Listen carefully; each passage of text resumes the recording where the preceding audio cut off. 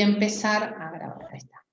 Voy a compartirle la pantalla primero, vamos a empezar primero con, vamos a ver algo de, algún concepto, vamos a ver todo respiratorio. La insuficiencia respiratoria, ¿sí?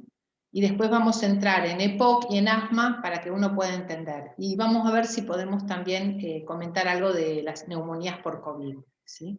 Algo que sea sencillo, práctico, y que les pueda servir en todo lo que es la emergencia, o por lo menos las primeras maniobras, ¿sí? Esperen que yo tenía acá está, insuficiencia respiratoria.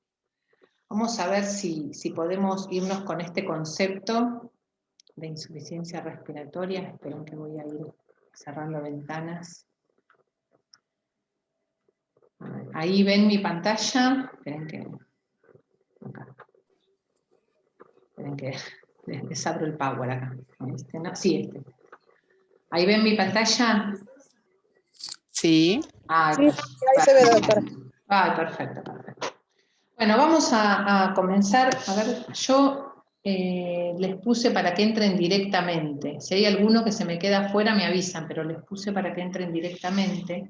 No necesitan que yo los admita, si no perdemos tiempo. A ver si... Ok. Bueno, si no cualquier cosa, Fer, estate atenta, me avisas, o si alguno me manda en el chat. Sí, Bueno, sí, yo te aviso. eso, perfecto. Bueno, vamos a minimizar acá. Ahí está. Bueno, vamos un poquito a definir lo que es la insuficiencia respiratoria, para ir entendiendo. Nosotros tenemos varias definiciones. Una es desde lo gasométrico, ¿no? Como está acá abajo, ¿no? Una PO2 menor de 60, esto es en los gases arteriales, cuando yo le tomo con sangre arterial para hacer gases arteriales. Entonces mido la PO2, que esa sería la PO2 arterial, y tiene que ser, para que no tengas insuficiencia respiratoria, más de 60. ¿Por qué yo tomo ese punto de corte? A ver si tengo acá, sí. ¿Por qué tomo ese punto de corte? Miren, acuérdense en fisiología, hace ya varios años, la curva de la hemoglobina. La curva de la hemoglobina que va a relacionar la presión de oxígeno capilar, ¿no? Y la saturación de la hemoglobina. Y ustedes siempre van a escuchar que la curva es una curva de una S itálica, que es esta forma, ¿no? Y nosotros normalmente tenemos que estar acá arriba, ¿no? Tenemos que siempre saturar más del 90%. Cuando yo le pongo un saturómetro de pulso al paciente, siempre tiene que ser más del 90%. Lo ideal sería 98, 99, incluso a veces hasta me puede marcar 100%, ¿sí?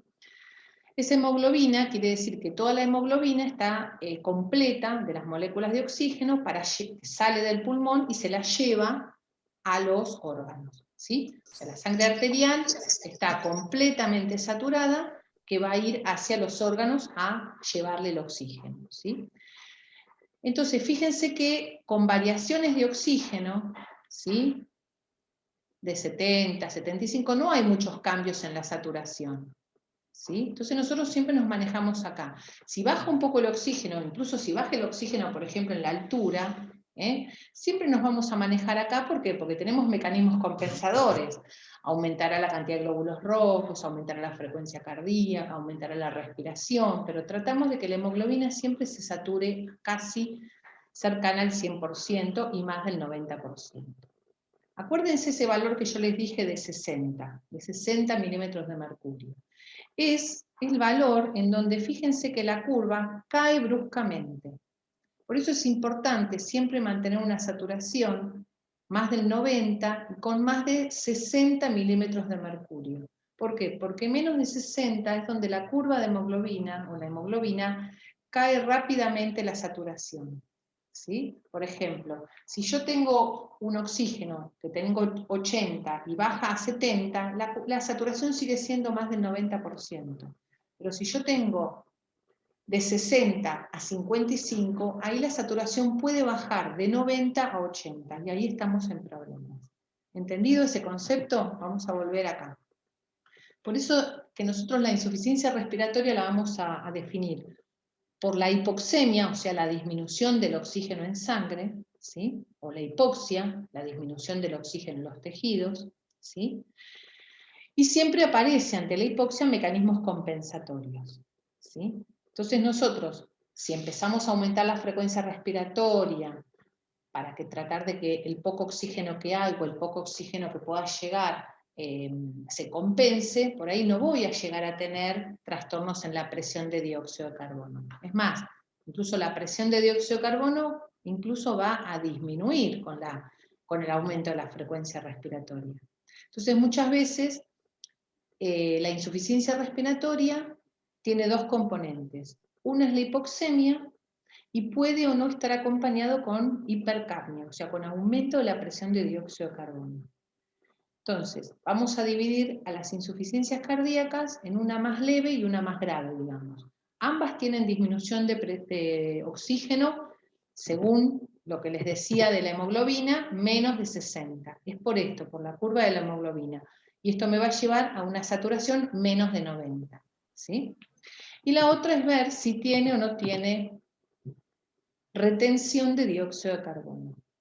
Y esto también es importante porque si yo tengo hipoxemia y la PCO2 está baja o está normal, voy a tener un trastorno solo, pero si yo ya empiezo a tener trastorno donde no puedo, además de que no puedo entrar el oxígeno, no puedo sacar dióxido de carbono, ahí la insuficiencia va a ser mucho más grave. Ahora la vamos a ver eso. ¿Me siguieron el concepto de la insuficiencia respiratoria, del oxígeno? ¿Por qué el punto de corte de 60? Recordemos un poquito, esto también un poquito recordando fisiología, las regiones pulmonares. ¿Sí? ¿Se acuerdan lo que es la relación ventilación-perfusión? Rápidamente lo vamos a explicar, que por ahí algunos lo estudiaron hace mucho tiempo. Cada alvéolo, este globito es un alvéolo, yo lo representé así, con uno, ¿no? Va a tener una ventilación y una perfusión, o sea, por cada alvéolo, para que pueda entrar el aire, ¿sí? Con el oxígeno, pasa a su capilar, entonces tiene que estar ventilado y perfundido. Por eso le llamamos relación BQ, o ventilación-perfusión. La perfusión la representamos con la letra Q, por eso decimos BQ, ¿sí? Los alvéolos habitualmente, lo ideal es que todos los alvéolos estén ventilados y todos estén perfundidos, pero eso no pasa en el pulmón. El pulmón es muy heterogéneo. Los alvéolos del vértice, este sería un pulmón esquemático, ¿no? Cuando el paciente está parado, este es el vértice, este es la base. Entonces los alvéolos que están en la parte de arriba, en la parte superior, están más ventilados que perfundidos, ¿sí? Hay menos perfusión. Los alvéolos que están en la parte central son los que están medianamente, digamos, son más homogéneos en cuanto a la ventilación y la perfusión. La relación no llega a 1, pero es muy cercana, es 0,8 lo normal, ¿sí? Y los alvéolos que están en la parte inferior son los que están menos ventilados, ¿sí? Pero sí están más perfundidos. Por eso nosotros hablamos de la relación BQ más de 1 o menos de 1, según estén más ventilados o menos ventilados, o más perfundidos o menos perfundidos. ¿Por qué les explico todo esto? Porque las causas de las insuficiencias respiratorias me pueden afectar o la ventilación o la perfusión. Si yo puedo ventilar perfectamente, pero no tengo la sangre que llegue para hacer el intercambio gaseoso, también, o sea, no se va a producir el intercambio, tampoco va a llevar la sangre oxigenada y tampoco va a llevar a los tejidos, y va a entrar en una insuficiencia respiratoria, ¿sí? ¿Entendido? Entonces, los trastornos BQ son las causas de las insuficiencias respiratorias. Por eso hay muchas causas. Pueden ser donde hay alteración en la ventilación, o hay alteración en la perfusión, o hay alteración en ambas. ¿Entendido? Ahora vamos a volver igual con este tema. Otra de los conceptos que quiero que tengan en cuenta cuando tenemos un paciente para ver si tiene o no tiene insuficiencia respiratoria es el tiempo de evolución. ¿Por qué? Porque el tiempo de evolución me va a permitir ver si ese paciente tiene o no mecanismos de compensación. ¿Vieron esto que les decía de la frecuencia respiratoria, la frecuencia cardíaca, el aumento de los glóbulos rojos, el aumento del trabajo del corazón para que pueda mejorar y llevar toda esa sangre a todos los lugares?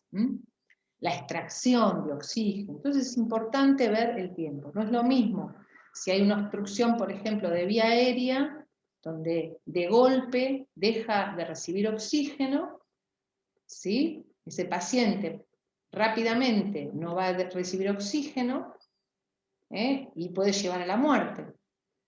En cambio, un paciente que es un EPOC, un fumador o un cáncer de pulmón, donde empieza o una anemia, una hemorragia aguda que también me pueden llevar, pero va teniendo mecanismos compensatorios. Entonces es importante en una insuficiencia respiratoria ver el tiempo de evolución. Lo mismo esto que les decía va de la mano de los mecanismos fisiopatológicos. Estos mecanismos de compensación, ¿vieron por ejemplo el paciente EPOC o el enfisematoso, que es un paciente que está acostumbrado a tener oxemias muy bajas, cercanas a 60, estar saturando muy justito, 88, 90, esa curva de hemoglobina se va cambiando, los glóbulos rojos se ponen más grandes, o aumenta la cantidad de glóbulos rojos, la médula empieza a estimularse y aumenta la cantidad de glóbulos rojos. O sea, todos estos mecanismos fisiopatológicos se van a ver también y van a veces a determinar el tipo de insuficiencia respiratoria. Y por supuesto las características gasométricas que recién vimos. Con respecto entonces al tiempo de evolución podemos hablar de una insuficiencia respiratoria aguda, que a veces pueden ser días, minutos, horas, pero no hay mecanismos compensadores. Puede haber una insuficiencia respiratoria crónica, en el EPOC, hay mecanismos compensadores. Puede haber también una insuficiencia respiratoria crónica, pero se reagudiza o se exacerba, como por ejemplo el EPOC exacerbado o el EPOC reagudizado. Entonces el paciente EPOC, enfisematoso, bronquial, está en su casa tranquilo, pero bueno, aparece una infección por COVID, tuvo una fractura de cadera por una caída, tuvo un politrauma, hizo una insuficiencia cardíaca, hizo alguna otra infección que aumenta las demandas de oxígeno y entonces ya ese oxígeno que tiene no le alcanza para abastecer a esta demanda mayor. Entonces hace muchas veces una reagudización de su EPOC. Entonces nosotros muchas veces tenemos los pacientes que son EPOC, que hacen reagudizaciones, y lo más frecuente es que hagan una neumonía. ¿Sí? Entonces aumenta el estrés, aumenta las demandas de oxígeno. Puede ser una insuficiencia cardíaca también que haga y reactive una insuficiencia respiratoria, ¿no? Siempre hay que buscar por ahí en un EPOC una causa secundaria. ¿Qué es lo que reagudizó? También puede ser que haya pasado que no tomó la medicación, por ejemplo. Bien. Según el mecanismo fisiopatológico, por ejemplo, tenemos la altura, ¿no? Esto también recién lo comentamos, o una intoxicación, por ejemplo, con monóxido de carbono, con dióxido. El tema es que no entra el oxígeno, o entra muy poquito el oxígeno. Entonces va a llevar también a que en el alvéolo el oxígeno sea bajo, y en el capilar el oxígeno también es bajo, ¿sí? Fíjense esta fórmula, yo acá les aclaro, la presión alveolar, la presión siempre con la A mayúscula habla del alvéolo, y la presión con la A minúscula o directamente, sin esta letra A, sabemos que es a nivel de la sangre, a nivel capilar, ¿sí? Bueno, acá yo les aclaro de qué depende la presión alveolar, porque va a depender, obviamente, esto FiO2 es la fracción esperada de oxígeno, y también va a depender del nivel del mar, porque tiene una presión barométrica determinada y una presión de agua determinada, que acá está lo que cambia con la altura, ¿sí? Bueno, y la presión también del dióxido de carbono a nivel alveolar, bueno, y esto es una constante, de que es la resistencia, ¿sí? Entonces, en este caso, se va a producir, va a intentar hacer el intercambio gaseoso, pero mucho menos, porque tengo menos cantidad de oxígeno a nivel del alvéolo, ¿sí? O sea que muchas veces pasa que hay menos cantidad de oxígeno, pero el gradiente sigue siendo el mismo, ¿sí? Obviamente hay mecanismos compensadores que intentan esto compensarlo, ¿sí? Entonces acá por ahí lo que puedo hacer es aumentar la cantidad de oxígeno, ¿no? ¿Qué pasa ¿Entienden? Entonces yo aumento la cantidad de oxígeno, como acá el intercambio no está alterado, yo aumento la cantidad de oxígeno, le pongo una máscara de oxígeno, y bueno, si en caso del monóxido acá por ahí necesito oxígeno a altas dosis o alta presión, lo que sea, y puedo esto, porque esto no está alterado a este nivel, ¿sí? Ahora, ¿qué pasa, por ejemplo, si hay una hipoventilación alveolar? O sea, tengo una insuficiencia respiratoria, pero el tema es que es porque oxígeno hay, pero no puedo hacer que entre, por una falla en la ventilación, en la bomba, donde hace que el oxígeno entre de la atmósfera al alvéolo, ¿no? Entonces, acá va a disminuir la presión alveolar y la presión arterial de oxígeno. Esto hace que tampoco pueda eliminar el dióxido de carbono, por eso se retiene en la sangre y empieza a aumentar en la sangre, ¿sí? Entonces, acá es otra forma de insuficiencia respiratoria. Primero empieza con una insuficiencia ventilatoria y después lleva a la insuficiencia respiratoria, que ya es cuando disminuye la presión de oxígeno y da hipoxemia. Y encima acá se agrega la hipercapnia, el aumento de la presión de dióxido de carbono, ¿sí?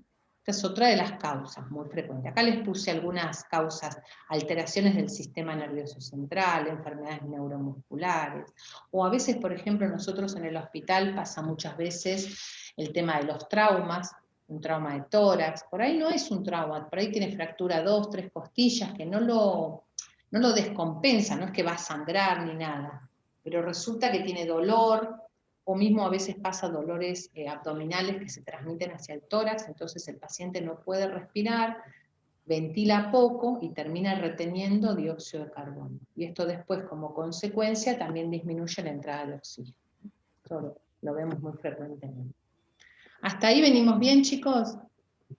¿Alguna pregunta? Si no entienden alguna palabrita o a veces sigla, por ahí se la anotan y me la preguntan, ¿no? Bueno, miren, esta escalerita que aparece acá es, digamos, el caminito que tiene el oxígeno desde que entra de la atmósfera hasta que pasa por todos los lugares y llega a la célula de la mitocondria, porque el objetivo es ese. ¿El oxígeno para qué nos sirve? Nos sirve a nivel de la cadena respiratoria en la mitocondria para la obtención de energía, ya sea para oxidar la glucosa, que sería, digamos, la forma más óptima de obtener energía, pero bueno, si hay poca glucosa, sabemos que vamos al hígado, si no vamos a las grasas, si no vamos al músculo, pero siempre voy a necesitar oxígeno, porque si no hay oxígeno o hay poco oxígeno, también tenemos una forma de compensación. ¿Se acuerdan que se va un poquito de bioquímica acá? Integramos todo, me van a matar, pero bueno, integramos todo un poquito. Los enfermeros también recordamos que han visto también estos temas. Si no tenemos oxígeno, ¿se acuerdan que se acumula ácido láctico por la vía? No se va al ciclo de Krebs, se va a la formación de la otra vía del piruvato y forma ácido láctico, ¿no? Entonces, bueno, pero fíjense que las insuficiencias respiratorias yo puedo tener a cualquier nivel las alteraciones. Puede ser a nivel de la ventilación, como dijimos recién, por ejemplo, la acción de drogas, de sedantes, o un trauma que no ventile, o la altura, que haya poco oxígeno, a nivel de la membrana alveolo-capilar, donde se produce la hematosis, o a nivel mismo ya de las células, ¿no? Donde no pueden obtener ese oxígeno. Entonces acá los procesos se van a ir alterando, ¿no? Vamos a ver acá otro gráfico que les traje. Por ejemplo, la relación, otra vez volvemos a la alteración de la relación ventilación-perfusión, ¿no? Fíjense que dice, las unidades pulmonares mal ventiladas determinan la saturación, ¿no? Y acá hay algunos ejemplos donde puedo tener alteraciones de la ventilación. Yo acá, esto sería un pulmón con sus alvéolos, ¿no? Entonces el oxígeno entra, pero resulta que, por ejemplo, hay algunos que están colapsados, por ejemplo, una crisis asmática. Algunos están funcionando. Entonces, depende, ¿sí? Por ahí, si yo tengo algunos que funcionan, o por ejemplo, imagínense en una neumonía o en una telectasia, o en parte de obstrucción de la vía aérea, si yo tengo algunos obstruidos, pero tengo algunos que todavía funcionan, yo por ahí le puedo dar, acá por supuesto va a bajar la saturación con esta cantidad de oxígeno, por ejemplo con oxígeno ambiente, pero si yo le puedo dar por ahí más oxígeno, en una máscara, con una bigotera o con una máscara, por ahí los alvéolos que quedan, yo puedo aumentar la ventilación y entonces mejorar la saturación, ¿no? Mientras tanto, le doy la medicación para tratar estos alvéolos que no están funcionando. Si es una neumonía le daré el antibiótico, si es un derrame lo punzaré, si es un broncoespasmo le daré broncodilatadores. Entonces, por eso es importante. Ahora, si yo tengo el paciente donde todos los alvéolos están comprometidos, ahí estamos en problemas. No tengo, por más mecanismos compensatorios y por más FiO2 que yo le aumente, esto no va a mejorar la saturación, ¿sí? Vamos a ver, por ejemplo, en otra alteración que se llama Shunt, donde, por ejemplo, acá no hay un broncoespasmo, ¿no? Entonces, acá yo le puedo dar oxígeno, pero resulta que acá, fíjense, que por más que yo le dé a este nivel, no le va a hacer nada el aumento de oxígeno. Entonces la sangre, que viene del lado venoso, pasa por acá y no puede hacer intercambio, porque acá no tengo oxígeno, no tengo presión y no tengo la diferencia de presión para que el oxígeno y el dióxido puedan pasar. Entonces acá la sangre arterial va a ser muy parecida a la sangre venosa. Por eso le decimos que es como una mezcla de sangre arterial y venosa, lo van a ver, el Shunt, ¿sí? No hay hematosis. Entonces acá tenemos zonas sí perfundidas, pero no ventiladas. Por eso decimos que la relación BQ, como la B está en el numerador y la Q está en el denominador, esta es menor a 1. ¿Sí? Bueno, causas de Shunt, por ejemplo, una neumonía, como en el caso anterior, atelectasias, o el edema agudo de pulmón en un distrés, como está pasando ahora las neumonías por COVID. Entonces acá la verdad que por más que le dé oxígeno, cuesta mucho desobstruir esto, no tiene mucho sentido acá. La hipoxemia difícilmente se corrige con el oxígeno. Acá lo que tengo que hacer es tratar la causa de base inmediatamente.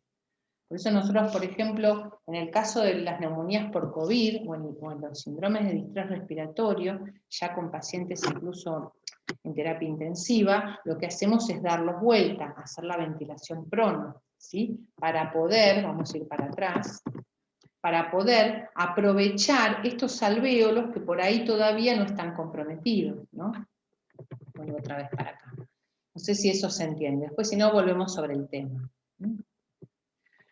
Y otro concepto que también es fisiológico es el espacio muerto. Podemos tener también insuficiencia respiratoria por espacio muerto. Acá el problema no es el oxígeno, por ahí acá los alvéolos está todo bien, pero el problema es que tengo una obstrucción a nivel de la perfusión. Por ejemplo, un trombo a nivel de algún vaso pulmonar. Entonces el caso es un tromboembolismo pulmonar. Por ejemplo, son los casos de espacio muerto. Entonces pasa la sangre, pero acá tenés oxígeno, pero no la puede oxigenar. ¿Me siguen? En este caso sí tenemos zonas ventiladas, pero no perfundidas. O sea que la BQ es mayor a 1. ¿Sí? Causas, puede ser un tromboembolismo pulmonar o también en el enfisema. El enfisema lo que tiene es que aumenta la membrana alveolo-capilar, acá, ¿sí? Y acá pasa la sangre, pero está tan lejos la membrana, le cuesta tanto el oxígeno pasar de un lado al otro, que termina también haciendo un espacio muerto. Esto pasa también en el enfisema. Bien. Bueno, y acá tenemos un resumen de las alteraciones BQ, ¿sí? Y los ejemplos que vimos recién. Vieron recién que les comentaba digamos, de qué depende las insuficiencias respiratorias. Otra de las características era a nivel gasométrico. Decimos que la tipo 1, la insuficiencia respiratoria tipo 1, también la llamamos hipoxémica. Solamente hay hipoxemia, ¿sí? Generalmente la presión de dióxido de carbono no se altera. Pero ya, si el paciente progresa y esto va empeorando, ya tenemos la hipercapnia también agregada. Por eso llamamos insuficiencia respiratoria tipo 2 o hipercápnica. Acá ya tenemos hipoxemia más hipercapnia. ¿Se entendió? Después tenemos otro tipo de insuficiencias respiratorias, que tenemos tipo 3, o también la llamada perioperatoria, que esta se da, como la que vimos, por ejemplo, recién hace un ratito, por trastornos de por ahí la bomba, ¿no? Trastornos por la ventilación, trastornos de la ventilación. A veces pasa por debilidad muscular, a veces pasa con obesidades muy marcadas, o con dolor, o con alguna cirugía tóraco-abdominal. Entonces también pasa. Hay algunas drogas también, o trastornos electrolíticos, que también disminuyen la contracción, sobre todo del diafragma o de los músculos respiratorios. Y después tenemos la tipo 4, ¿sí? Que también hay una disminución en la entrega de oxígeno, como puede pasar, digamos, y disponibilidad de energía de los músculos respiratorios o un incremento en la extracción. Esta es cuando, por ejemplo, hay más demanda de lo que puede dar el paciente. Por ejemplo, se da mucho mismo por ejemplo, las neumonías por COVID, llevan a este tipo es tanto el requerimiento de oxígeno, o en un politrauma, en un quemado, en una pancreatitis. Estas enfermedades que son muy inflamatorias y requieren mucha demanda de oxígeno, y el organismo, por más que el pulmón, aunque esté normal, por ejemplo, en un quemado que no esté comprometido el pulmón, pero termina siendo una insuficiencia respiratoria porque es muchas las demandas de oxígeno que no da. ¿Entendido hasta ahí? Bueno, ahí tenemos algún resumen de las insuficiencias de tipo 1 y de tipo 2. Bueno, esto es un breve, digamos, pantallazo de lo que son las insuficiencias respiratorias. Y a mí me gusta siempre comentarlo, porque así podemos entender un poquito más qué es lo que pasa en el asma, en el EPOC y en todas estas enfermedades. Vamos a hablar un ratito más y después hacemos un recreo, ¿les parece? ¿Hasta ahí venimos bien? Sí, doctora, como usted. Bueno, recordando ahí insuficiencia o fisiología respiratoria, no se acordaban de eso mucho. Pero es importante a la hora de cuando uno viene un paciente con insuficiencia respiratoria. El paciente es como que no nos gusta, ¿no? Cuando no puede respirar. En la guardia estamos, ya sea el enfermero, ya sea el médico de guardia, qué feo cuando el paciente no puede respirar, ¿no? Pues un paciente que está lúcido y a las 2 horas, si no logro que pueda resolver el cuadro, empieza con alteración de la conciencia y se muere el paciente. Es muy angustiante. Entonces, piensen en todo esto que yo les dije porque a veces uno le insiste con poner oxígeno, y por ahí es mejor un broncodilatador, un corticoide. Es mejor a veces este tipo de tratamiento. Bueno, vamos a hablar un poquito sobre la definición del EPOC. El EPOC, la enfermedad pulmonar obstructiva crónica, sabemos que es una patología que va progresando, se va cronificando, y tiene periodos de calma, digamos, y de exacerbaciones, ¿sí? Pero sí es una patología progresiva. Y el pulmón tiene un compromiso, ¿sí? En las primeras fases que es como heterogéneo. Hay zonas que son normales y zonas que sí están comprometidas con realmente irreversible. Una vez que ya se compromete, este cuadro es irreversible. Y lo que lleva es a una limitación progresiva de la capacidad funcional. Y esto empeora la vida del paciente, la calidad de vida, ¿no? Es una patología que sí es prevenible, sí se trata, se mejora con la medicación, con el tratamiento. Es muy frecuente como factores de riesgo los tabaquistas, entonces por ahí pacientes que dejan de fumar o que mejoran su calidad de vida, enseguida ven una mejoría junto con el tratamiento. Hay una limitación generalmente a la salida del flujo, o sea, entra pero le cuesta sacarlo. Por eso muchas veces, como pasa con los enfisemas, son pacientes que están como siempre hiperinsuflados. Y es una enfermedad también inflamatoria. El pulmón produce una inflamación, con todas las sustancias inflamatorias, las interleuquinas y todo que ustedes en algún momento han estudiado. Lleva a lesiones bronquiales, pero también alveolares. Ahora después vamos a ver la diferencia con el asma, que también el asma es una enfermedad inflamatoria. Pero en el EPOC se ha dividido porque tiene fisiopatologías diferentes. ¿sí? Y el EPOC también me puede llevar a trastornos de otros órganos, ¿no? A través de la hipoxemia, como por ejemplo una patología cardíaca, me puede dar una patología neurológica, a nivel vascular periférico, ¿sí? Entonces me lleva a otros trastornos.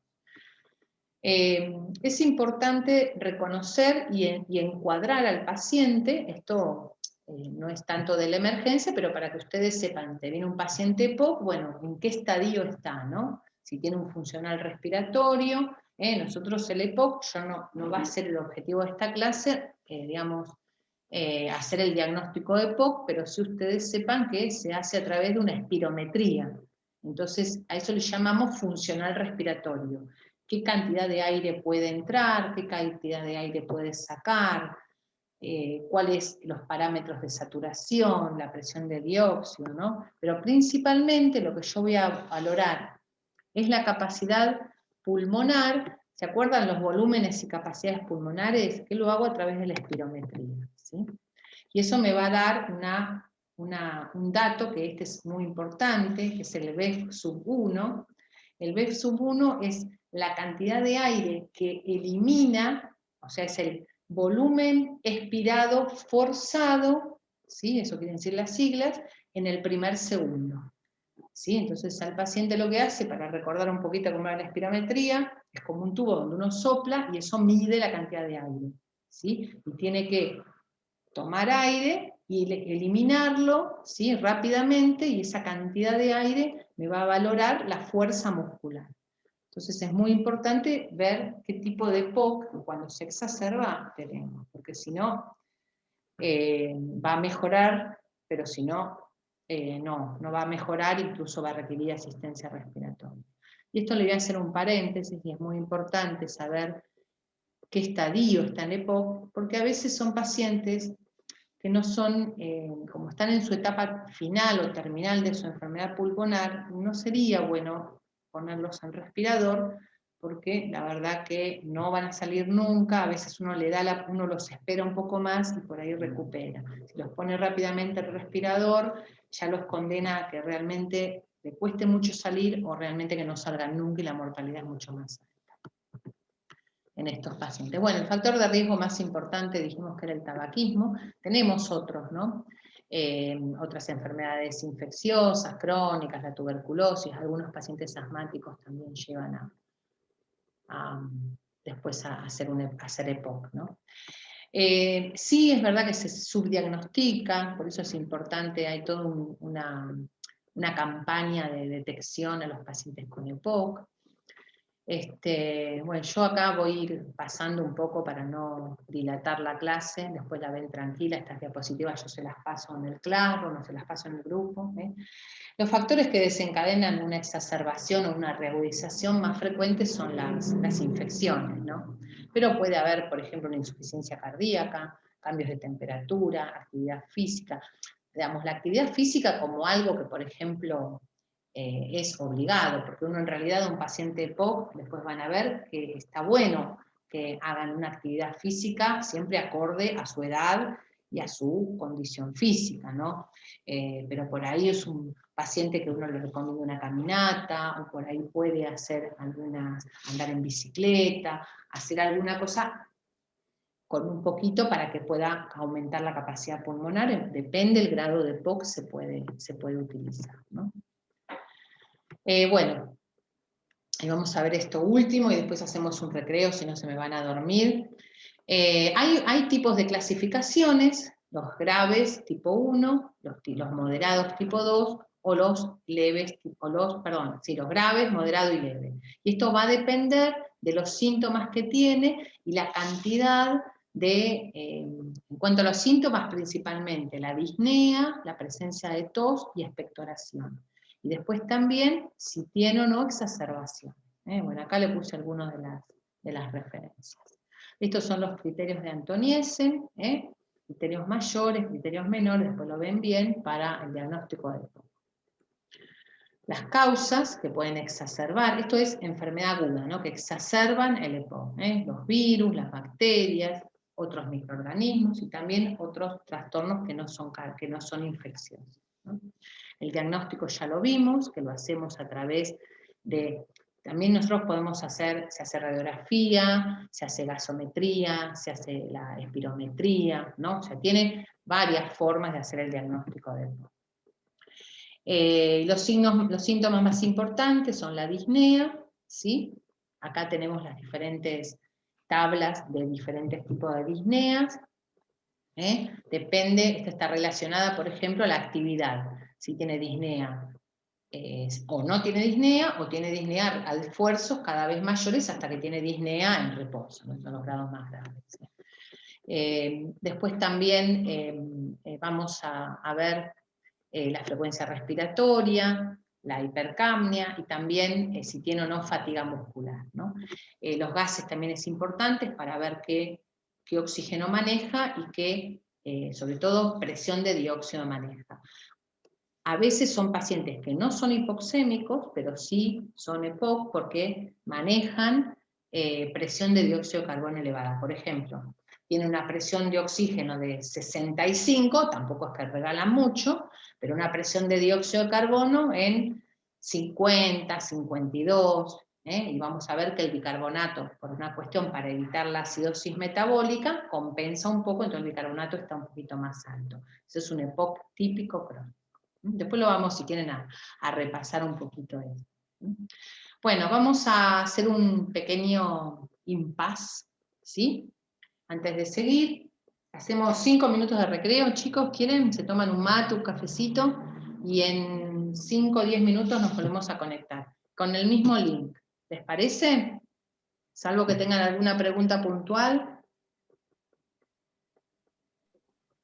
Hacemos recreo. Hacemos recreo.